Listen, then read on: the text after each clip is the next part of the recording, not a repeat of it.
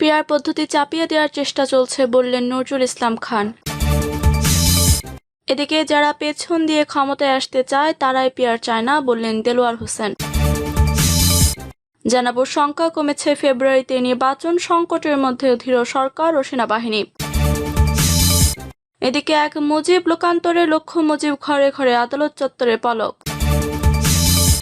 এবং সর্বশেষ জানাবো চূড়ান্ত খসড়ার উপর এবি পার্টির মতামত জমা, জুলাই সনদের ভিত্তিতে নির্বাচনের দাবি।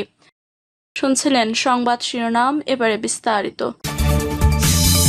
পিআর পদ্ধতি চাপিয়ে দেওয়ার চেষ্টা চলছে বললেন নজরুল ইসলাম খান। পিআর পদ্ধতি চালুর আগে জনগণের মতামত নিতে হবে বলে মন্তব্য করেছেন বিএনপির স্থায়ী কমিটির সদস্য নজরুল ইসলাম খান। তিনি বলেন, পিআর পদ্ধতিতে ধারণার ভিত্তিতে কোনো নির্বাচন হতে পারে না। জনগণের কাছে জিজ্ঞেস না করে তাদের উপর এটা চাপিয়ে দেওয়ার চেষ্টা চলছে। তিনি আরও বলেন, সব দল পিআর পদ্ধতি মেনে নিলেও সংবিধান সংশোধন ছাড়া এই ধরনের নির্বাচন সম্ভব নয়। নির্বাচিত সংসদে কেবল এটি বাস্তবায়ন করতে পারে। গণতন্ত্র এখনও পুনরুত্থান হয়নি। সামনে আরও বিপদ সংকুল পথ অতিক্রম করতে হবে। অবাধ ও সুষ্ঠু নির্বাচন নিশ্চিত হয়নি। নির্বাচন নিয়ে নানা চক্রান্ত চলছে যোগ করেন তিনি। যারা পেছন দিয়ে ক্ষমতায় আসতে চায় তারাই পিআর চায় না বললেন দেলোয়ার হোসেন। জামায়াতে ইসলামী ঢাকা মহানগর দক্ষিণের সহকারী সেক্রেটারি, ইসলামী ছাত্র শিবিরের সাবেক কেন্দ্রীয় সভাপতি ও ঠাকুরগাঁও ১ আসনের জামায়াত মনোনীত সংসদ সদস্য প্রার্থী দেলোয়ার হোসেন বলেছেন, যারা পিছনের দরজা দিয়ে ক্ষমতায় আসতে চায় তারাই সংস্কার ও পিআর পদ্ধতি চায় না। কারণ তাদের কাছে ক্ষমতায় মুখ্য বিষয় জনতা নয়। এদেশে হাজারো ছাত্র জনতা যে স্বপ্ন নিয়ে আন্দোলন করেছে, জীবন দিয়েছে, তা পূরণ করতে হলে অবশ্যই সংস্কার হতে হবে। জুলাই সনদের আইনি ভিত্তি দিয়ে তা বাস্তবায়ন করতে হবে। জুলাই সনদের ভিত্তিতে এদেশে নির্বাচন হতে হবে।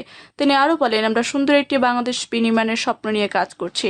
অতীতে জামায়াত ইসলামী শুধু আসন বাড়ানোর চিন্তা নিয়ে নির্বাচন করেছিল। এবার শুধুমাত্র আসন বাড়ানোর চিন্তা নয়, আগামী দিনে জনগণের সমর্থন নিয়ে ভোট বিজয়ের মাধ্যমে রাষ্ট্র ক্ষমতায় যাওয়ার স্বপ্ন নিয়ে নির্বাচনে অংশগ্রহণ করছে বাংলাদেশ জামায়াত ইসলামী। তিনি বলেন, ৩০০ আসনের বিজয়ের স্বপ্ন নিয়ে আমরা আমাদের এমপি প্রার্থী ঘোষণা করেছি। তবে আমরা একটা নির্বাচনী জোট করার পরিকল্পনা করেছি। সেক্ষেত্রে হয়তো কিছু আসন তাদের ছেড়ে দিতে হবে। এদেশে দেশপ্রেমিক সংগঠন ও রাজনৈতিক দলগুলোকে নিয়ে একটি বৃহত্তর নির্বাচনী জোট হবে ইনশাল্লাহ। এই জোট হবে বাংলাদেশের সর্ববৃহৎ এবং শক্তিশালী জোট। তিনি আরও বলেন, এই জোটই আগামী দিনে বাংলাদেশের রাষ্ট্র ক্ষমতায় যাবে ইনশাল্লাহ। আজকে বহুভাবে আমাদের চোখ রাঙানো হচ্ছে। আমরা কারো রক্তচক্ষুকে ভয় পাই না। তারা জানে না আমরা শহীদের উত্তরসূরি। যারা হাসি মুখে ফাঁসিকে বরণ করতে পারে, তাদের মৃত্যুর ভয় দেখিয়ে চোখ রাঙিয়ে কখনো পরাজিত করা যাবে না। সংখ্যা কমেছে ফেব্রুয়ারিতে নির্বাচন সংকটের মধ্যেও ধীর সরকার ও সেনাবাহিনী। নানা সংশয়, মতপার্থক্য ও বিভেদের মাঝেও আসন্ন ত্রয়োদশ জাতীয় সংসদ নির্বাচন আগামী বছরের ফেব্রুয়ারি প্রথমার্ধে অনুষ্ঠিত হতে যাচ্ছে। অন্তর্বর্তীকালীন সরকারের প্রধান উপদেষ্টার ঘোষণার পর থেকে সরকারের সর্বস্তর ফেব্রুয়ারিতে নির্বাচন অনুষ্ঠানে দৃঢ় প্রতিজ্ঞ। সচিবালয় মন্ত্রিপরিষদ বিভাগের বৈঠক শেষে সাংবাদিকদের প্রশ্নের জবাবে আইন উপদেষ্টা আসিফ নজরুল এ প্রসঙ্গে দৃঢ়তার সঙ্গে বলেছেন, নির্বাচন অনুষ্ঠানে সরকার দৃঢ় প্রতিজ্ঞ। আমার মাথার মধ্যে এটাই রাখছি, ফেব্রুয়ারিতে নির্বাচন, আমরা ফেব্রুয়ারিতে চলে যাব। এখন রাজনৈতিক দল তো বিভিন্ন উদ্দেশ্যে বিভিন্ন কথা বলে এবং ওইটা তো একটা রাজনৈতিক প্রক্রিয়া। আপনারা তো এটা সবসময় দেখেছেনই। একই দিন সকালে ঢাকা সেনানিবাসে অফিসার্স অ্যাড্রেস অনুষ্ঠানে সেনাপ্রধান জেনারেল ওয়াকারুজ্জামান জানান, দেশ এখন জাতীয় নির্বাচনের দিকে যাচ্ছে। অবাধ, সুষ্ঠু ও নিরপেক্ষ নির্বাচন অনুষ্ঠানে সেনাবাহিনী সব ধরনের প্রস্তুতি নিয়ে রেখেছে। এর আগে মাগুরায় সাংবাদিকদের প্রশ্নের জবাবে প্রধান উপদেষ্টা প্রেস সচিব শফিকুল আলম স্পষ্ট করে বলেন, নির্বাচন ফেব্রুয়ারিতে হবে এবং রোজা শুরু হওয়ার আগেই হবে। কেউ বাধা দিয়ে নির্বাচন বিলম্ব করতে পারবে না। নির্বাচন কমিশনও একই সময়সূচি সামনে রেখে প্রস্তুতি চালাচ্ছে। তবে নির্বাচন পদ্ধতি ও সময় ঘিরে ইতিমধ্যে জামায়াত ইসলামী এবং জাতীয় নাগরিক পার্টি বিভিন্ন শর্ত দিয়ে আন্দোলনে হুমকি দিয়েছে। সংস্কার প্রস্তাবে জুলাই সনদ বাস্তবায়ন এবং নতুন ভোট পদ্ধতি চালুর দাবিতে তারা নির্বাচনের আগে চাপ সৃষ্টির কৌশল নিচ্ছে।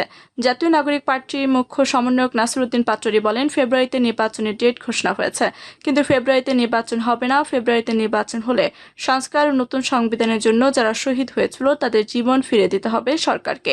রাজনৈতিক বিশ্লেষকদের মতে এই ধরনের অবস্থান বিএনপিকে চাপে ফেলার কৌশল। কারণ বিএনপি শুরু থেকে দ্রুত নির্বাচনের দাবি জানালেও লন্ডন বৈঠকের মাধ্যমে তারা ফেব্রুয়ারি নির্বাচনে রাজি হয়েছে। সেখানে জামায়াত ও এনসিপি নিজেদের দাবি দেওয়া উপেক্ষিত হয়েছে বলে মনে করছে। বিশেষ করে তারেক রহমানের সঙ্গে প্রধান উপদেষ্টার বৈঠক ও যৌথ বিবৃতিতে একটি দলের প্রতি সরকারের পক্ষপাত হিসেবে দেখছে তারা। অন্যদিকে বিএনপির প্রতি সাধারণ মানুষের সমর্থন এখন ব্যাপক বলে বিশ্লেষকরা মনে করছে। আওয়ামী লীগের পতনের পর বিএনপি ক্ষমতার দ্বার প্রান্তে দাঁড়িয়ে আছে।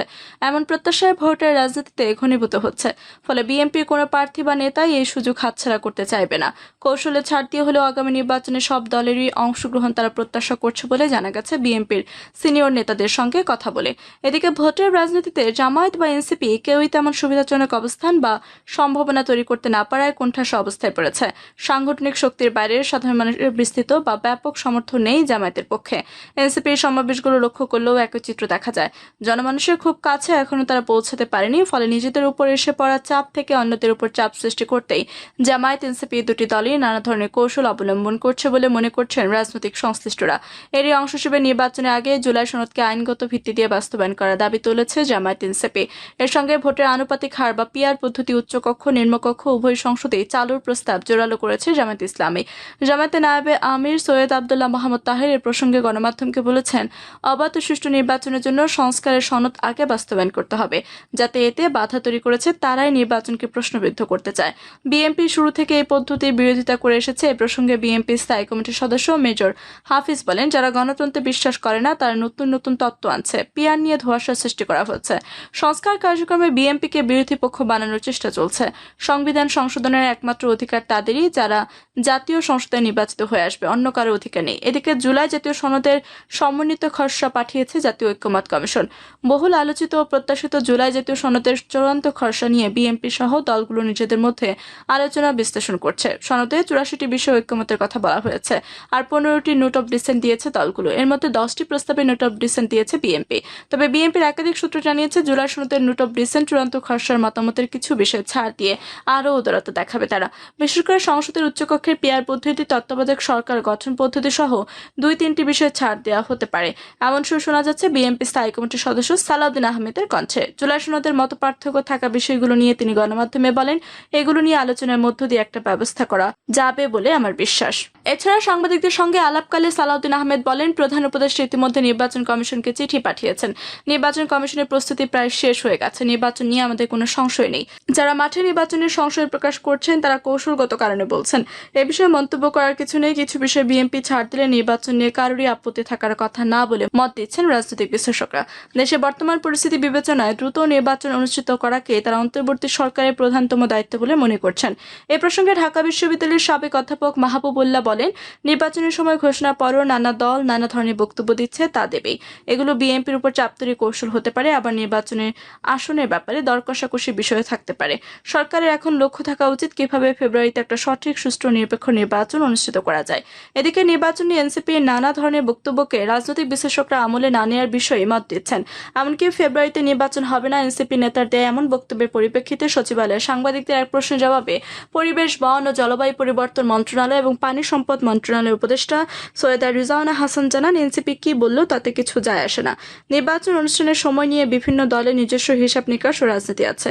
প্রধান উপদেষ্টার ঘোষণা অনুযায়ী ফেব্রুয়ারির প্রথমার্ধে নির্বাচন হবে। এরই মধ্যে এনসিপির ইমেজ সংকট সৃষ্টি হয়েছে। ফ্যাসিবাদ বিরোধী ঐক্যের বিভাজন ঘটানো, বিতর্কিত বক্তব্য দিয়ে দলের অনেক নেতাই জনপ্রিয়তা হারিয়েছে।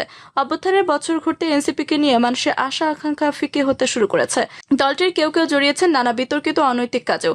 ফলে নির্বাচনে তাদের বক্তব্যকে খুব বেশি গুরুত্ব দিয়ে দেখছে না সাধারণ মানুষ থেকে শুরু করে রাজনৈতিক সংশ্লিষ্টরা। সব মিলিয়ে ফেব্রুয়ারি নির্বাচন ঘিরে রাজনৈতিক মঞ্চে চলছে নানা হিসাব নিকাশ, কৌশল ও পাল্টা কৌশল। সরকার, নির্বাচন কমিশন ও সেনাবাহিনী যে দৃঢ়ভাবে প্রস্তুতি নিচ্ছে তাতে নির্বাচন আর পিছিয়ে যাওয়ার কোনো সুযোগ নেই বলেই রাজনৈতিক বিশ্লেষকরা মনে করছেন। বিএনপি ইতিমধ্যে অংশগ্রহণে সম্মত হয়, নির্বাচনের বৈধতা ও গ্রহণযোগ্যতা আরও জোরদার হয়েছে। অন্যদিকে জামায়াত ও এনসিপি আপত্তি বা দাবি আলোচনার মধ্যেই সীমাবদ্ধ থেকে যাচ্ছে। জনসমর্থন সেভাবে অর্জন করতে পারছে না তারা। ফলে ফেব্রুয়ারিতে জাতীয় নির্বাচন অনুষ্ঠিত হচ্ছে। এটা এখন দেশের রাজনৈতিক বাস্তবতা এবং গণতান্ত্রিক ধারাবাহিকতার অগ্রযাত্রা। এটি হবে এক গুরুত্বপূর্ণ মাইলফলক। প্রিয় দর্শক, এই ছিল এখনকার মতো সর্বশেষ সংবাদ। আপনি সব সংবাদ পেতে চ্যানেলটি সাবস্ক্রাইব করে পাশে থাকা বেল বাটনটি ক্লিক করে রাখুন। ধন্যবাদ সবাইকে এতক্ষণ সাথে থাকার জন্য।